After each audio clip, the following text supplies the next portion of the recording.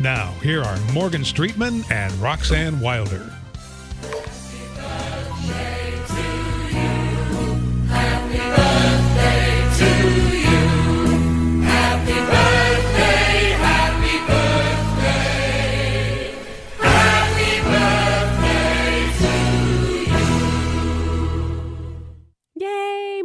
Well, I had to know Pat would spill the beans. I mean, can't get away with it. You can't keep any secrets with this guy around. Happy birthday, brother. Oh, thank you.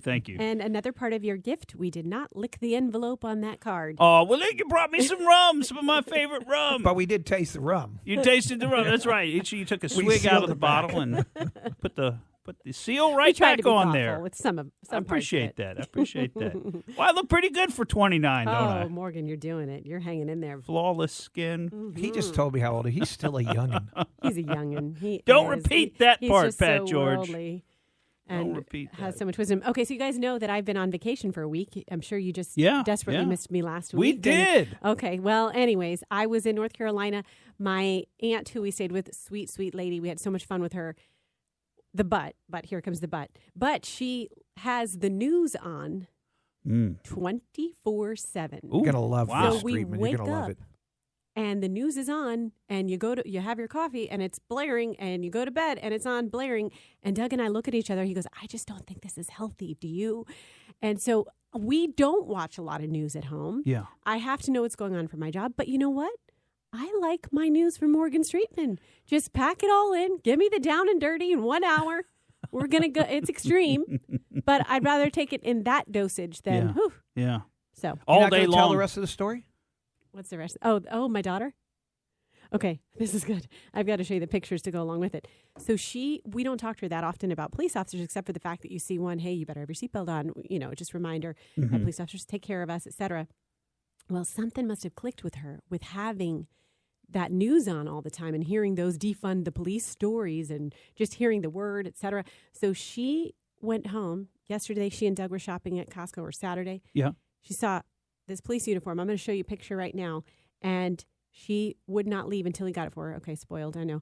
But so intense. She went from being a princess to I tell Pat she's one ride along away from being a SWAT team member. Look at this. She's got all of her tactile gear. Is that the word? I don't know how you say it. Okay, that looks cool, yeah. It's very official. She's good got her breakfast. SWAT uniform on. It has binoculars, as she calls she's them. taking down breakfast right there. She is. She's got a busy day ahead. Handcuffs, but she doesn't say handcuffs. She's going to coof you. Handcuff you. Handcuff you. Watch out. So that's the effect that news, it made me drink more. It made her find a new career path. Oh. Well, it's nice that somebody wants to be a police officer. Mm-hmm. You know. Good thing she didn't have the wrestling channel on. I know. Diva. Uh-huh. So I missed you guys, but I know we have so much to get through as the world keeps turning. You know, we got all kinds of clips from last week from some of the congressional hearings. We're going to go through some of those. We got a neat out there. We got some stuff in the regular part of the show that's pretty out there. But why don't we start off today with our local interest segment, which is did you see the Dragon splashdown? Mm-hmm. SpaceX finally cool. returned. Those two astronauts finally returned from the International Space Station. Doug Hurley and Bob Behnken. And they were up there a little over 2 months. Mm-hmm. That's a long time to be out in space.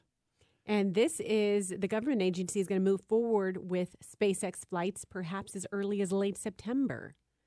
Yeah, I heard somebody saying today, now we finally kind of got our mojo back because previously we've had to catch rides with the Russians and the Chinese. And although we don't have our own space program anymore, I mean, we have a space program, but it just cannot, without help, send somebody up into space. Now we've got a American company that we can ride along with. I was just pulling up to see exactly how far up. Yeah, okay, so the International Space Station, because I think this is fascinating, is only 250 miles up. And that sounds like a lot, I guess, but not really. I mean, what's the moon is, what is that, like 200 and something thousand, 230,000 miles away or something? So the International Space Station is 250 miles up. Just so skip It's and a not jump. far out No. in space. It's really basically Oh, well, that doesn't count then. just at the upper part of our atmosphere, which, so that's You- about as far as we can go. You bounce up there when you travel from, around the globe, right? Right. Well, it'd be interesting if we could actually go back to the moon. We'll see if that could happen. Supposedly, we've lost the technology to do that, which is, Pat, you're making a funny face.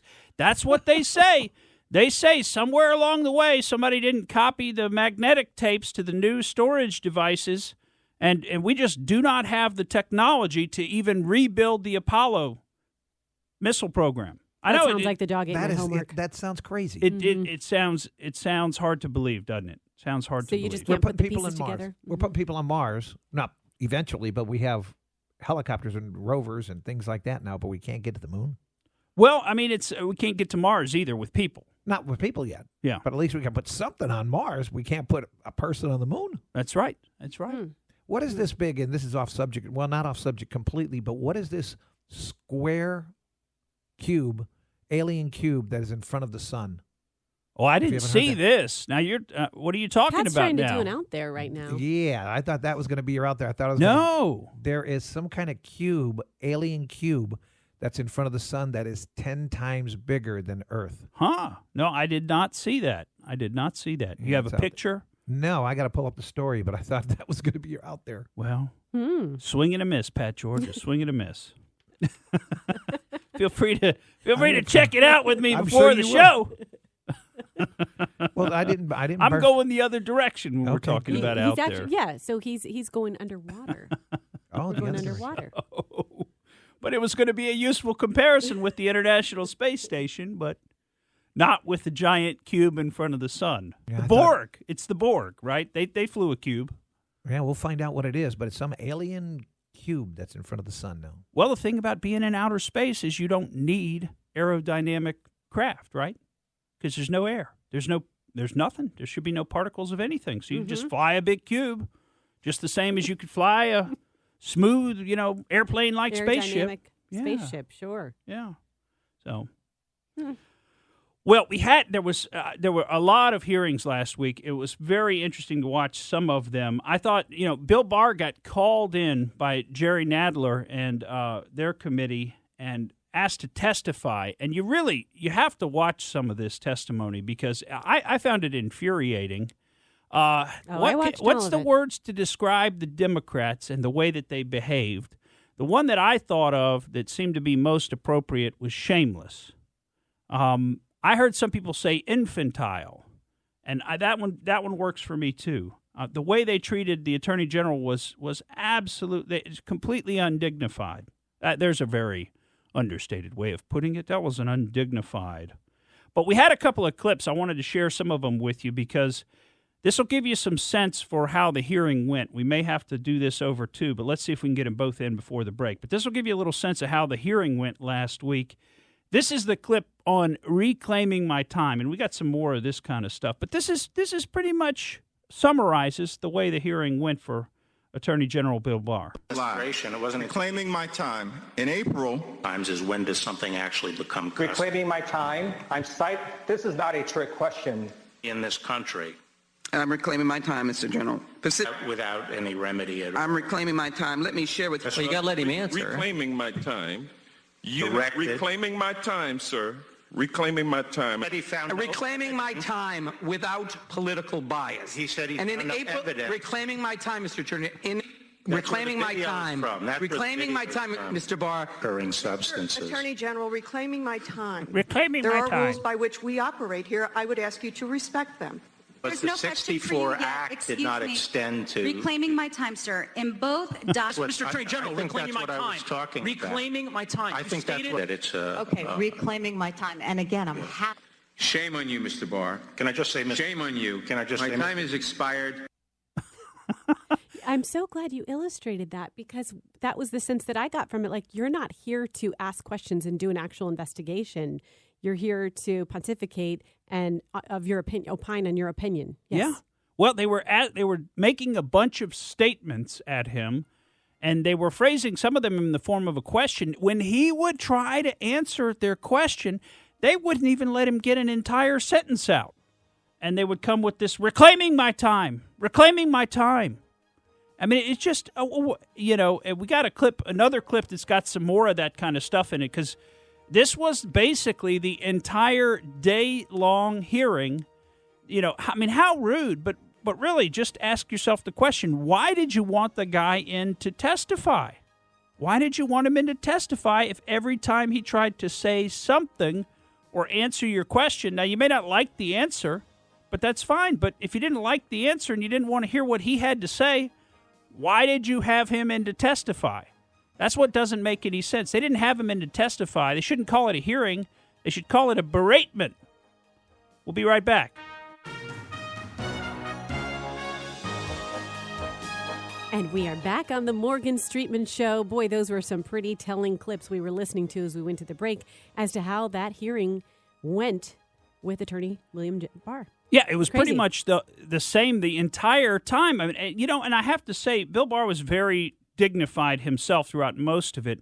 I was a little disappointed he didn't fight a little harder to be allowed to answer some of these charges. Now, by the way, during the break, I did look up beratement because I thought, is beratement actually a word? I mean, obviously, I know berate is a verb, but is beratement a noun? Because I just used it, and I'm not even sure of it. And it appears that it is. So I'm glad to see that. For one, I could just make up words, and they're actually legitimate words.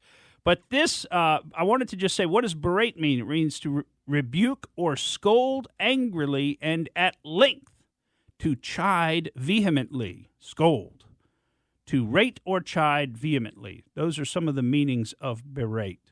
So beratement is the act of berating. So anyway, let's hear some more beratement of Attorney General William Barr. No. What is correct is that, what is correct that on February 10th, Monday, I gave instructions as to what reclaiming my time.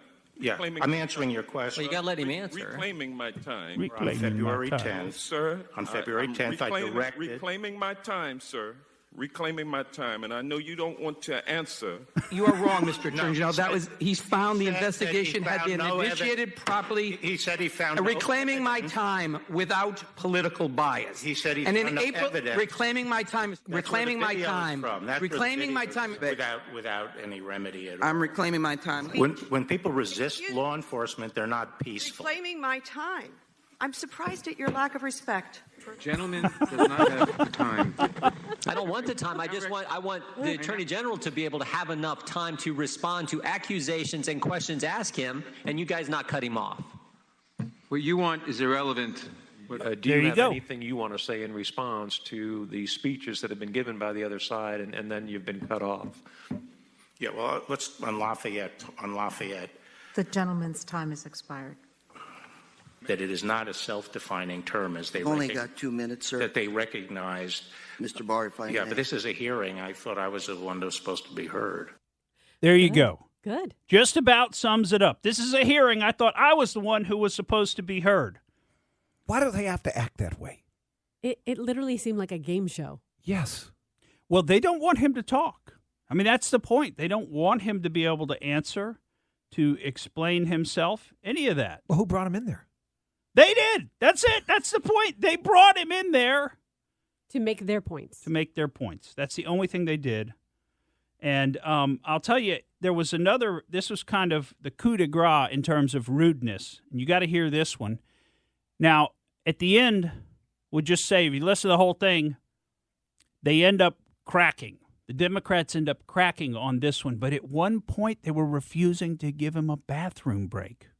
Guy needed to use the bathroom. Didn't want to say that, but he said, I need a 5-minute break. I just need a quick 5-minute break.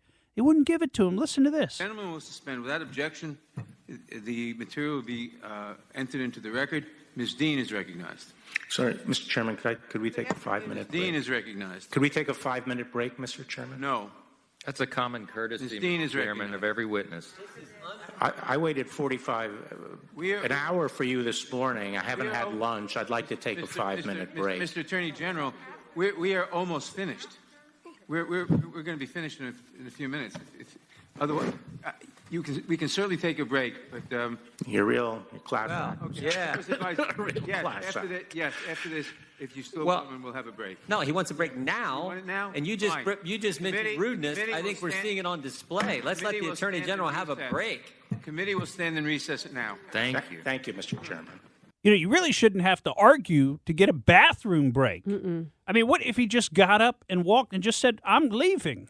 What are they going to do, Mr. Sergeant at Arms? Arrest that man? I mean, I did see him drinking some coffee too during that. You know, Yeah. that goes through you. yeah. Well, and he made the point, you know, everybody had to wait an hour for Chairman Nadler to show up because Chairman Nadler had a little fender bender on the way, and everybody patiently waited for him to show up, you know. But that's the way these people operate. They're a bunch of hypocrites. It's rules for thee, not rules for me. Now, there was at least, I thought, one interesting part of the hearing. There were a couple things that Bill Barr said that were really good, and unfortunately, a lot of it got bogged down in the whole reclaiming my time shtick. But, you know, he did say something pretty interesting with respect to the violence that's going on, particularly in Portland. And I don't know if you've seen this. I mean, we're going on 60-something days in Portland where every night they've had violence. And many of those nights they've been trying to start fires on or around the federal courthouse. Now, these federal courthouses are pretty hardened buildings, so they haven't been very successful. But the point is, it doesn't matter if they're successful. Why are they trying? Why are they trying to start a fire at the it's federal? peaceful. I'm sorry, Pat. I must have missed that part of the protest. You missed it. So, anyway, here's what Bill Barr had to say about the peaceful protesters trying to burn down the federal courthouse. I now recognize Mr. Chabot.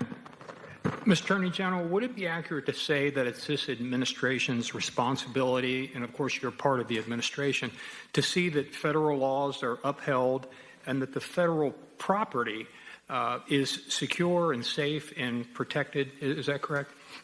That's right, Congressman. They're sort of distinct missions. One mission is to enforce federal law. And by the way, the federal government is the sovereign of the United States. We have two sovereigns here in the United States, and we enforce the federal law all over the country. Every square foot of the country, we enforce federal law. The other is protecting federal property, and specifically U.S. courthouses, which are the heart of federal property in all 93 jurisdictions in the United States. And we have the obligation to protect federal courts, and the U.S. Marshals specifically have been given that obligation. Federal courts are under attack. Since when is it okay to try to burn down a federal court? If someone went down the street to the Prettyman Court here, that beautiful courthouse we have right at the bottom of the hill, and started breaking windows and firing industrial-grade fireworks in to start a fire, throw kerosene balloons in and start fires in the court, is that okay? Is that okay now? No, the U.S. Marshals have a duty to stop that and defend the courthouse, and that's what we are doing in Portland. We are at the courthouse defending the courthouse. We're not out looking for trouble. You know, it's absolutely lawless what's going on in Portland, these riots where they're trying to burn down federal property. And, you know, you even look, that's not the only thing they're trying to burn down, because Friday night they had a bunch of fires in the streets and they burned a bunch of American flags. And you know what else they burned? They burned a bunch of Bibles. You know, so don't think that these people, that they're focused on, you know, one particular issue. These are radicals. These are revolutionaries. They want to overturn all the systems, including religious systems, and they want to turn everything on its head. I mean, I'm floored at what they're allowed to get away with in Portland. Where are the police? Where is the law and order? Now, I'm not one for a bunch of jackbooted thugs coming in and on people's private property and destroying things. I was not in favor of what happened at Waco all those years ago when federal troops, FBI and ATF, went in and a bunch of people wound up dead as a result of the assault. That was private property. But now we're talking about public property. We're talking about the property that we all have to share, that we all have to use. We all have to use the same streets and the same sidewalks. And these maniacs are out there starting fire, firing fireworks at people. It's totally unsafe. It's uncivil. It shouldn't be allowed. If they want to buy their own property and have riots on their own property and burn down their own property, I say more power to them.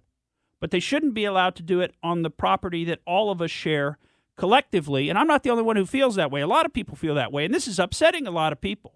Herschel Walker, I don't know if you remember Herschel Walker from back in his football days. Remarkably fit man. I mean, I think he did like 1,500 push-ups a day and 3,000 sit-ups a day, which is just unbelievable. I remember him being on the cover of Sports Illustrated, and yes, he was in incredible shape. He was in incredible shape, all with body weight workouts. And anyway, he recorded a short video, and we've clipped that up a little bit for you here. So I want to share with you what Herschel Walker had to say about this. And do I need to mention Herschel Walker is black? Should we tell you that beforehand? So black people are not all believing the exact same things about this. Thank goodness. For the first time in a long time, I stopped in the middle of my workout because last night I saw something that really, really disturbed me. I saw a bunch of people holding a BLM sign, burning the Holy Bible, burning the flag of the United States of America, also burning a cross. And I started thinking that, NFL, NBA, WNBA, MLB, is this the people you're supporting right now? Is it the movement? Is it the organization? Because I don't think that's right. He doesn't think it's right. Well, thank goodness there are some people out there who are willing to buck the prevailing, or at least supposedly prevailing, and I don't think it necessarily is actually prevailing. I just think that the viewpoints put forward by these revolutionary-type people have totally taken over the media, and so that's all we hear about on the media, and we think everybody must agree with them, but the truth is there's a lot of people who don't believe that's right. We'll be right back. Welcome back to the Morgan Streetman Show. Now, it seems to me today we have somewhat of a theme, and that is a lot of antagonistic behavior, a lot of back and forth, not between us, not between you or me or Pat, but between Democrats and Republicans and people on trial. Is that a subtle way for you telling me to knock it off? No. Do you think... And this continues. You think all of this will go away if Trump loses, just like a flip of a switch? It's funny you should mention that. Somebody, I got a little text group I'm part of, and somebody in that group said, the silver lining is that all this stops as soon as it's no longer a Republican administration. And, I'm not sure if that's a silver lining, really, to be honest with you, because, why should one side get to dictate that nothing can proceed forward when the other side, which won fair and square, actually tries to govern? I don't. So they're just they're gonna bog everything down and riots and fighting with each other, and nothing can happen. Think about all the phony investigations that they brought against President Trump, which have been shown to be phony. Mm-hmm. All this stuff. It's just. I guess all's fair in love and war. But the way that the Democrats and the people that are in that side of the political coalition, the way that they operate and the tactics that they're willing to use, I think are disheartening. It's disheartening because there's a lack of a civil discourse. They don't want to argue points. They don't want to say, listen, I hear what you're saying, but here's why we think we're right. They don't want to do that. They say, if you try to say what you're saying, we're going to try to kill you or burn down your building or destroy you. That's the answer. All the lives that are lost, who's to blame for that? Been a lot of lives lost in all these riots and protests. And, it's a good question, Pat George. Who is to blame for that? And there's so much. Our discourse has taken a step so far down. We're just arguing with each other. It was almost screaming at each other instead of trying to communicate, trying to learn and grow. I blame social media.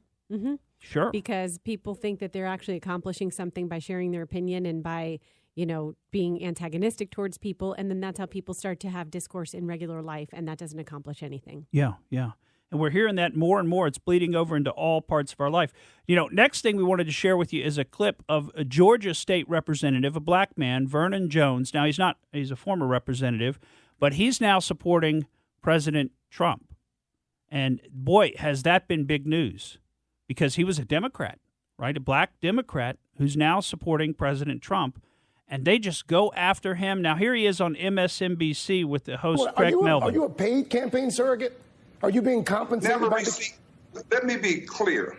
You get paid to shape a liberal narrative. You get paid to attack this president. It's I a don't get simple a question. dime for this president. I don't get a dime from the campaign. Everything Ask an I've done answer. has been me and based on my principles. And see, that's the problem. When an African American that's Sir, elected official, I did not raise your Let me racism. finish now. Let me finish. Wait, Let me no, finish. whoa. You're not going You to don't ask imply that I Stacey asked that Abrams question she get because paid you're from black. the left. So don't ask me that. You only ask me that because I don't fit your narrative. No, this president never offered anything. I don't want anything from this president. It's what I can do for my country. And you need to accept that many other African Americans and others support this president because of his policies. And to insult me to say, am I getting paid? I've asked That the is same question. disgraceful. I have asked That the is same false. question And that's of representative Democrats who of come on. MSNBC and their narrative to keep blacks silent who happen to support this president. Why can't I be like white liberals or other whites? Nobody questioned they're getting paid. So I have to get paid. Do you ask Democrats? Do they get paid? I just said if you paid by Joe Biden. I just said to you. Have you ever asked any host on your show that they've been paid by Joe Biden? State Representative Vernon Jones. Representative Jones, thank you. Representative Jones, thank you. After I just tried to talk over you and didn't want to let you make your points. Have you ever listened to interviews from like 30 years ago, 40 years ago? They're so interesting because the person asks a question and then they shut up and they let the interviewee answer the question. It's unbelievable what you can learn from somebody when you listen to them. I must be a throwback because that's what I do. That's how I conduct interviews. You're old school, Roxanne. You think an interview's about asking a question and then listening to the answer? That's a quaint notion. Well, anyway, it's really sad. I mean, we have turned into idiocracy. We've turned into idiocracy. People aren't thinking big thoughts. They're not communicating big thoughts. They're not really thinking in depth. Everybody's just reacting, and they're reacting in sort of a pre-programmed way. And they're just amplifying their existing belief structures. So they don't want to try again and learn and grow. And it doesn't mean you're going to change your mind. It's good to hear from the other side. It's good to get the perspective of people who disagree with you because that can inform what you believe. It can cause you to modify slightly or maybe just to strengthen or to think through the arguments of the other side so that you can be better prepared to defend what you believe. I don't understand why we've totally lost that in this country. All right. Well, I'll tell you, today is a Jim Jordan Day. We ought to make this honorary Jim Jordan Day. Now, he is running for re-election, but, he seems to be one of the few who's capable of really delivering some whopping lines in Congress. And Roxanne, you and I were talking about this before the show. I mean, the downside is that a lot of this is a lot of talk. Mm-hmm. That's what it feels like. When it comes to big tech, yep. Kind of like Lindsey Graham. I'm going to have hearings. I'm going to be subpoenaing people. Well, Chairman Graham, when is that exactly going to be? Because your chairmanship runs out at the end of this year. So you thinking about starting anytime before then? No, because it's all about trying to get reelected. I'm going to say the right things and try to get reelected and then try to actually do nothing about it. Now, I don't think Jim Jordan falls into that category completely, but you have to say, I mean, where is the action? Where's the action? So flipping back just to talk a little bit about some of this protest movement, it was interesting to watch Jim Jordan get into it with Dr. Fauci, the one who cannot be questioned, and get into discussing, whether or not these protests ought to be allowed because they're not letting people go to church because of the coronavirus. They're not letting people go to school. They're not letting President Trump have rallies. There's a bunch of things that aren't being allowed. But nothing's being done about these protests and riots. Those are totally allowed. And the interesting thing is they won't even speak out against them. So listen to how hard Dr. Fauci works not to dare criticize the protesters when he's being asked about it by Jim Jordan. Fauci, do protests increase the spread of the virus? Do protests increase the spread of the virus? I think I can make a general statement. Well, 500,000 protesters on June 6th alone. Yeah. I'm just asking, that number of people, does it increase the spread of the virus? Crowding together, particularly when you're not wearing a mask, contributes to the spread of the virus. Should we limit the protesting? I'm not sure what you mean. How do we say limit the protesting? Should government limit the protesting? I don't think that's relevant to. Well, you just said if it increases the spread of the virus. I'm just asking, should we limit it? Well, I'm not in a position to determine what the government can do in a forceful way. Well, you make all kinds of recommendations. You make comments on dating, on baseball, on everything you can imagine. I'm just asking you. You just said that protests increase the spread. I'm just asking you, should we try to limit the protests? No, I think I would leave that to people who have more of a position to do that. I can tell you. Government stopping people from going to church, Dr. Fauci? Yeah. Last week in the Calvary Chapel case, 5 liberals on the Supreme Court said it was okay for Nevada to limit church services. Justice Gorsuch said it best. He said, there's no world in which the Constitution permits Nevada to favor Caesar's Palace over Calvary Chapel. I'm just asking, is there a world where the Constitution says you can favor one First Amendment liberty, protesting, over another, practicing your faith? I'm not favoring anybody over anybody. I'm just making a statement that's a broad statement that avoid crowds of any type, no matter where you are, because that leads to the acquisition and transmission. And I don't judge one crowd versus another crowd. When you're in a crowd, particularly if you're not wearing a mask, that induces the spread. It's a simple question, doctor. Should we limit the protests? Government is obviously limiting people going to church. And look, there's been no violence that I can see at church. I haven't seen people during a church service go out and harm police officers or burn buildings. But we know that, for 63 days, 9 weeks, it's been happening in Portland. Right. Yeah. Well, one night in Chicago, 49 officers were injured, but no limit to protests. But boy, you can't go to church on Sunday.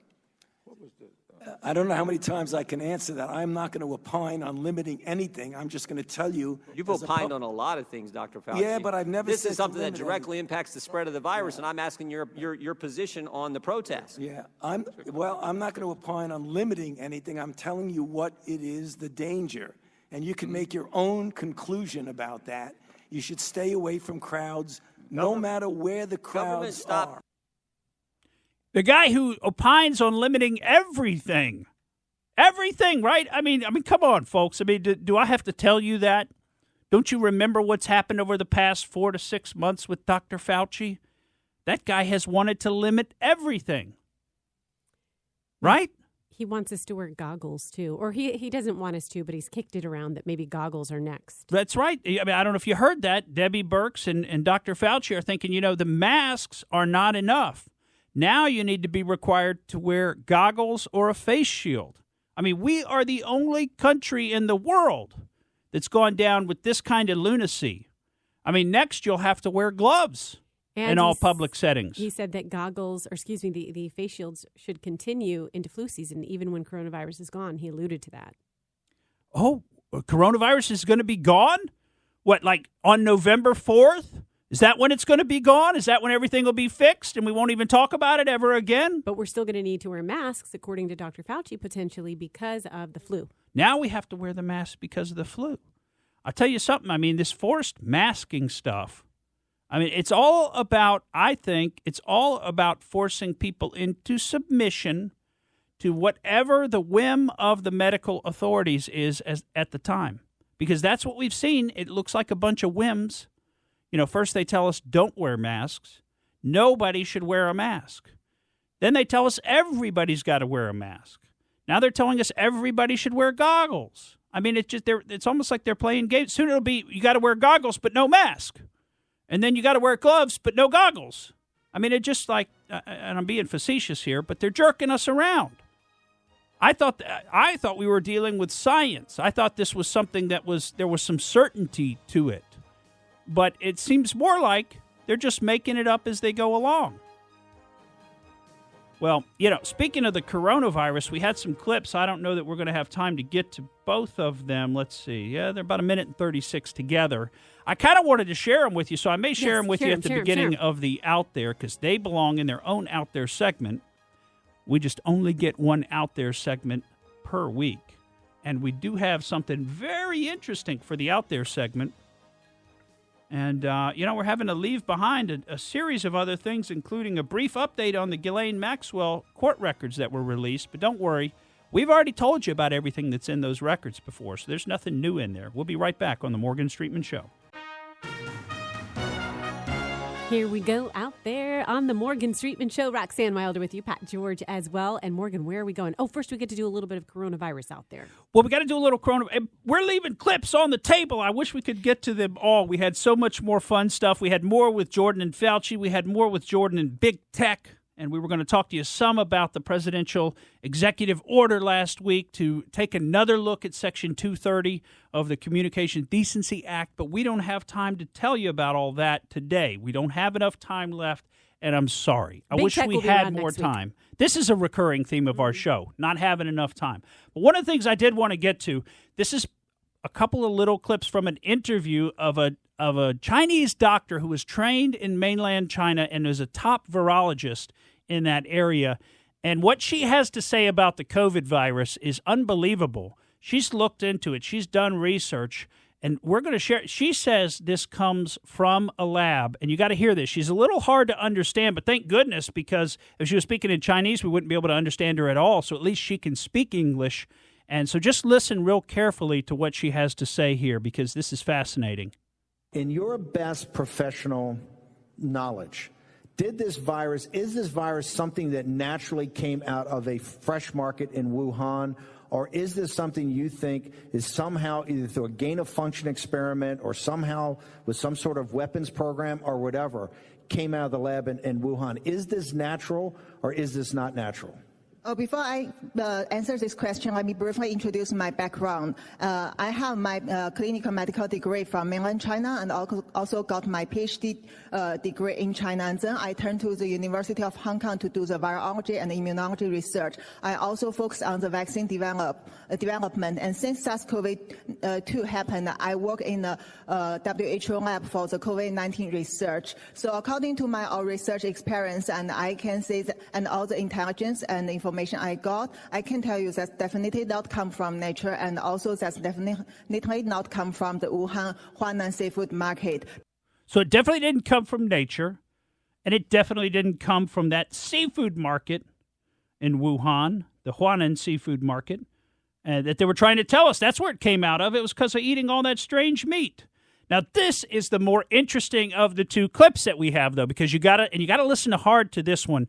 She says, and I find this fascinating, that not only would it be pretty easy to create this coronavirus, but that the Chinese Communist Party has a company called PLA Labs, which owns the backbone virus for the coronavirus. And using that backbone virus, you could create SARS-CoV-2 with about 6 months worth of work. Listen carefully. But why don't they go back to check the possibility it can come from some lab? I mean, I'm now preparing a very solid scientific report to show people that how easily this can be done from the lab, and even not need to come from the very high technique lab.